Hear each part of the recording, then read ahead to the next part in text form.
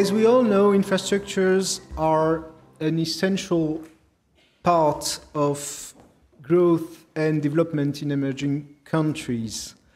The current needs for essential services on energy, on transport, on water and sanitation, on agriculture, on digital are huge. Only 35% of the population in sub-Saharan Africa has currently access to electricity. I won't bother you with too many data, but just to have the big picture, to remember that currently we had last year $62 billion of financing for infrastructures in Africa, which is actually quite a stable number for the last 7 years, even slightly decreasing in 2016, whereas the current needs would probably require twice as much as money as what is currently available. The other thing we need to keep in mind is that the fact that given the current level of local savings in those countries, international investors and international investments are desperately needed. And that's the object of this roundtable today. What role should investor play in that regard? For development banks, there are a few roles that we can play. First of all, direct financing, of course. At Agence, Française, Développement, we dedicate about 4 billion euros of investment in developing and emerging markets every year. And we can also try to leverage local investment through helping a direct access to finance for sub-sovereign players like municipalities, or try to leverage private instruments through de-risking guarantees or support green or project bond issues. And last but not least, our role is also to ensure a sustainability of the sectoral governance of these infrastructures in terms of operation and maintenance. So the question today, I would say the provocative question is really the money the topic? And what kind of money is needed, and what kind of money are we talking about? Do we need public money? Do we need private money? For what projects? So I'll start by a question on the specificities of infrastructure financing in emerging countries. Hamid, Tawfiki, CEO, CDG Capital. CDG Capital, in fact, is the investment banking and investment management arm of Caisse de dépôt de gestion in Morocco. So I want just to bring something from a view, local view from investor, in fact, and how the institutional investors are trying, in fact, to invest in this asset class. So the answer to the question is no, but I'm optimistic that it will be developed very quickly. Why?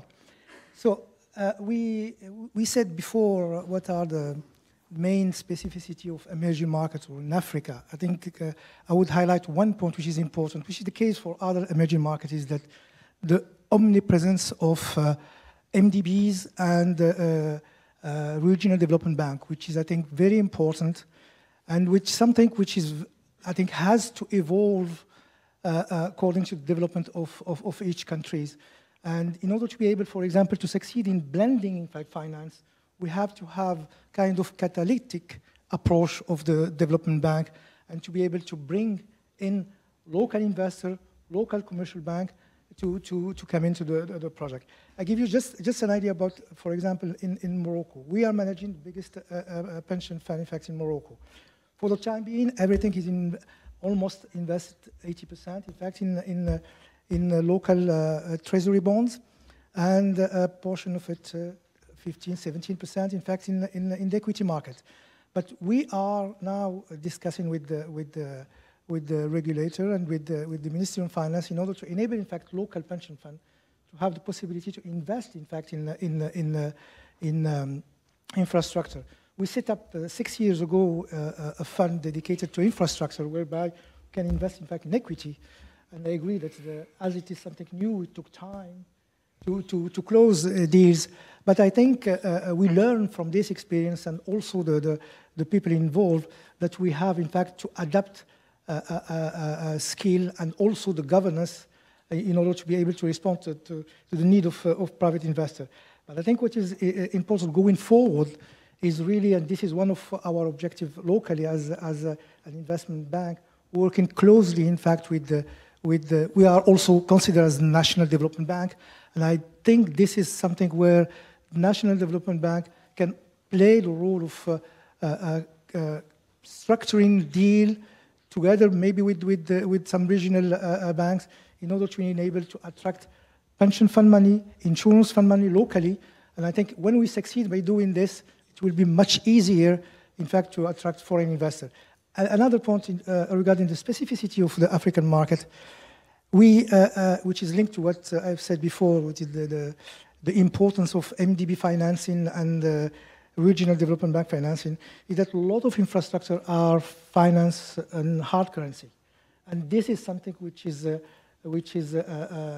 important to have in mind. Is we have a risk which is now increasing a lot, and we have to think on how we can. There is no way to manage this type of risk as of today with the instrument we have, but it will be, I think, important for regional development bank or MDB to help some of the country, in fact, to develop their local capital markets, because to be able to have a sustainable infrastructure financing in Africa or in some country in Africa, it has to be rooted in the local capital market.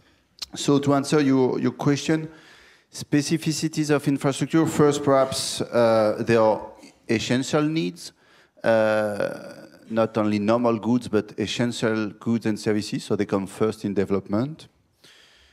Second point, at least for energy, but I believe it's most of infrastructure, they are long-term, so they are long-term investment. And of course, in an environment which is risky or perceived as risky, the longer it takes for the capital to be reimbursed, the more difficult the financing can be. And last, I would say, a good part of them are, from an economic perspective, public good, which does not prevent to organize private-public partnership, but often they have to be financed by public bodies, which, at least for Africa, have not a lot of money.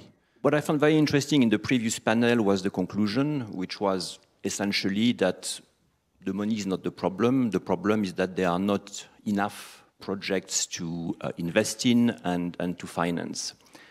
And effectively, in emerging markets, it's the same issue, just square or cube.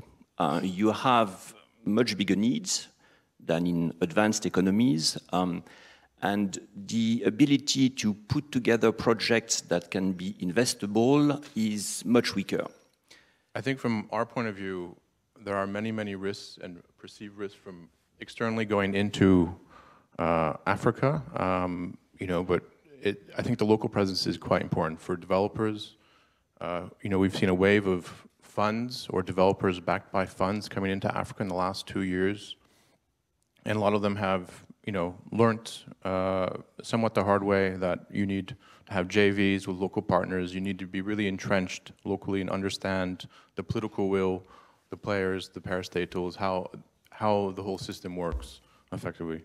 I think the other point is every transaction seems to be, on a project financing side, tends to be, we're developing new documentation, we're developing new regimes for PPP programs, for legislation, concession agreements. A lot of this can be taken away back from the markets of Europe or the Americas or other African countries where there has been many successful projects, but we don't see a lot of replication of those project agreements just as a copy-paste into other markets. There are specificities, obviously, of each market, but there needs to be much more of this, of a replication of the risk allocation. I don't believe that all investment needs are covered in terms of the investment requirements for infrastructure in Africa. There are so many figures kicking about, and we've already talked about the need for private investment. The one figure I'll put into the thinking is that BCG reckons there's around 12.5 billion required for private investment on an annual basis in infrastructure in Africa. And I'd like to compare that with the fact that over the last 10 years, only 4.5 billion has been raised for equity, 24 equity funds in Africa. My answer would be yes. So definitely there is a mismatch to be addressed. So maybe trying to give you, I would say, a global asset management manager perspective. At Amundi, we manage a little more than 1.5 trillion US dollars. And 80% of that is for institutional investors. So we roughly have, I would say, a global view of what are the institutional investors' needs and demands. We serve a little more than 2,000 worldwide.